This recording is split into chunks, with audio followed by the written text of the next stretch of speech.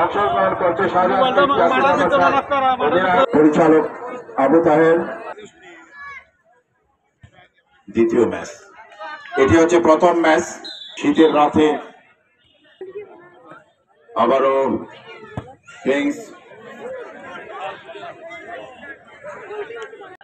বিপদ সীমানার ভিতর থেকে ক্লিয়ার করলেন রক্ষণভাগের খেলোয়াড় এবং সুন্দর একটি শট ছিল।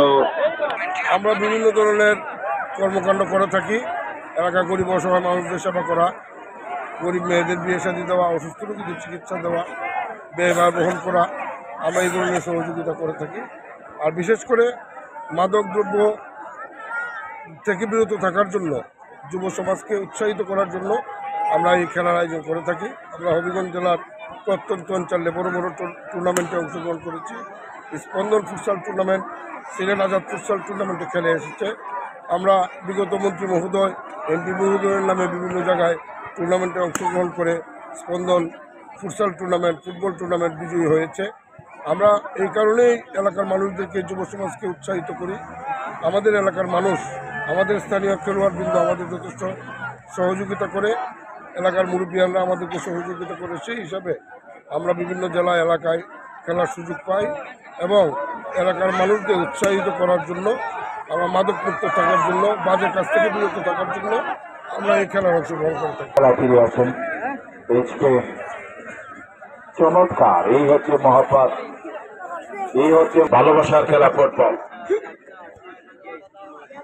চমৎকার খেলা হচ্ছে। শুভ বিপসীমানার ভিতরে ঢোকার চেষ্টায় হলুদ কার্ড দিয়ে সতর্ক করলেন। পঞ্চমতম স্পন্দন ফুটসাল নাইট টুর্নামেন্ট আজকে শুভ উদ্বোধন করতে যাচ্ছি। আপনাদের সার্বিক সহযোগিতায়, এলাকাবাসীর সহযোগিতায়, দেশে বিদেশে আমাদের যারা শুভাকাঙ্ক্ষী আছে সকলের সহযোগিতায় আমরা এই টুর্নামেন্ট আয়োজন করে থাকি। আপনাদের কাছে আমি বিশেষ একটি বার্তা দেব, যারা খেলায় আগ্রহ আছে, খেলাধুলায় অংশগ্রহণ করেন, সবাইকে খেলায় অংশগ্রহণ করার জন্য উৎসাহ উদ্দীপনা দিবেন।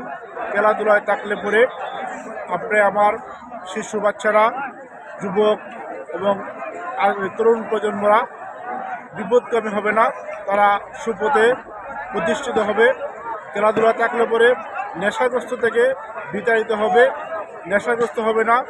আমরা চেষ্টা করতেছি তরুণ প্রজন্ম যারা আছে, আমাদের উদীয়মান প্রজন্ম যারা আছে, তারা যাতে খেলাধুলায় থেকে